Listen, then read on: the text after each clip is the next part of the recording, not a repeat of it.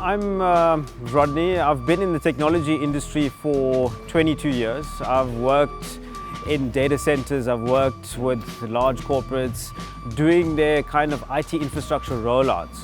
And in the last 2 years, I've joined AST Recycling to work on the IT lifecycle from a different perspective. So now it's more the end of life of these devices that I'm trying to contribute to helping the environment and making sure that all of these devices are taken care of responsibly.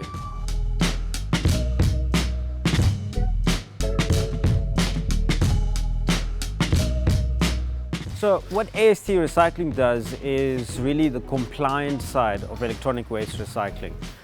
Across the world, we have a lot of different instances where people try and extract value from electronic items at end of life, and there's lots of dangerous ways that people do that by taking PC boards, burning it, or using chemicals to try and extract precious metals.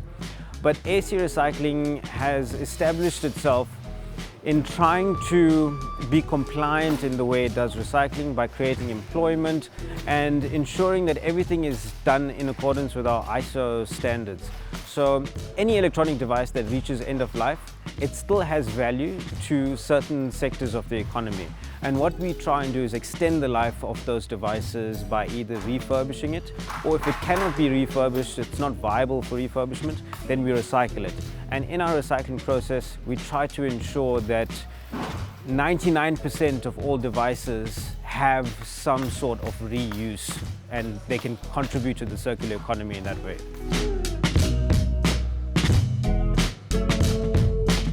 Statistics that we have show us that on average there's 56,000 tons of electronic waste that's generated annually, and this is only in Africa. So of that volume, between 8 and 12% is formally recycled. That's formally recycled through businesses like ours. The rest, almost 88% of that electronic waste that's generated is not formally recycled and ends up being either burnt or leaching into the groundwater, and that's causing real environmental harm. That's causing real damage to the environment. And this is something, and it's not just environmental harm, it's people's health that's at stake. So like when you try and burn PC boards, for example, it actually releases like toxins that's hazardous to health. So this is what we're trying to prevent, and by doing the recycling in a compliant manner, this is what we actually now prevent in the whole electronic waste recycling process. And this is why AST Recycling actually started to stem the tide of e-waste, really, and to try and assist Africa, because I think generally speaking, the biggest electronic waste dumping ground is in Ghana, in a place called Agbobloshi. And historically, we would find that first world countries or continents would send electronic items as donations to Ghana. So you end up having like obsolete PCs, obsolete monitors, CRTs that cannot be used anymore. And this is in fact deferred dumping. So what we try and do is prevent that from happening on the continent of Africa by setting up compliant recycling facilities that can actually deal with e-waste and identify items that cannot be refurbished and is just not viable for donation, but then needs to be recycled. That's what we do. So once everything arrives at the facility, we have a receiving area. That's where all the stock that we receive gets scanned into our system. So we have a record of every device that we receive from which client. It then goes into a waiting area, which is a cooling off period. As part of the Second-Hand Goods Act, we have to keep all devices for at least 7 days before we can actually start assessing it, dismantling it, or processing it. So after it's past that 7-day cooling off period and we haven't had any queries from anyone on those devices, then it goes through to our assessment. And in the assessment section, or in the assessment area, this is where we now determine the viability of the device for either refurbishment or whether it needs to be recycled.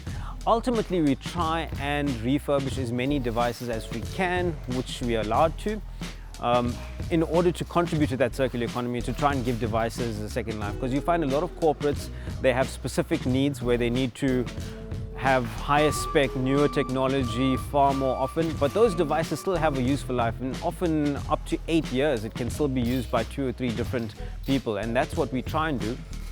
So once it's gone through that refurbishment process, then we can redistribute it to schools. We sell it on our e-commerce platform. The rest of the devices gets dismantled. So we have an area just behind me where all the devices gets dismantled down to their different fractions, and then we try and ensure that those fractions as well, we try and find new life for that as much as we can. So for example, we have like some fractions that are remade into artwork. We have difference that's made jewelry out of. So there's a lot of things that we look at to try and maximize the lifespan of every fraction, so that we're not eating into the resources of the planet anymore, and that we're reusing the resources that we've already used. So what we found is that, largely speaking, people want to do the right thing. People want to recycle. People want to make sure that their electronic items are not just ending up in a landfill somewhere where it's being harvested for parts, or just like causing more environmental harm. One of the biggest challenges that we have is actual logistics to actually get the electronic waste from home users to our facilities and things like that. So one of the initiatives that AST started at the end of 2020 was to develop these e-waste bins. And these electronic waste bins, we started with a pilot project in Jackal Creek Golf Estate, which was available for the residents of the Golf Estate to just dispose of end-of-life electronics in that bin, and we would go and collect, but now it's like a consolidated collection. And this worked very well. But it wasn't accessible to the general public. So what we've then done is we've created much larger bins. So we've entered into an agreement with Leroy Merlin, and we've placed these larger electronic waste bins at all the Leroy Merlins. And now this allows us to give the home users an easier way to dispose of their end-of-life electronics. So like, we often get calls or queries like, I've got a DSTV decoder, a toaster and a kettle that's no longer working. What can I do with it? So we tell them you can take them to your nearest Leroy Merlin, dump them in the bin. And then we go through, we collect everything, we bring it through to our facility and we recycle it. And that's one of the ways we've tried to make recycling easier for people, because it is something that people want to do, but it's the convenience and it's the hassle of getting the devices to us that's been more of a problem. So this is now something that we're looking to expand and roll out nationally if we have the capacity to do that.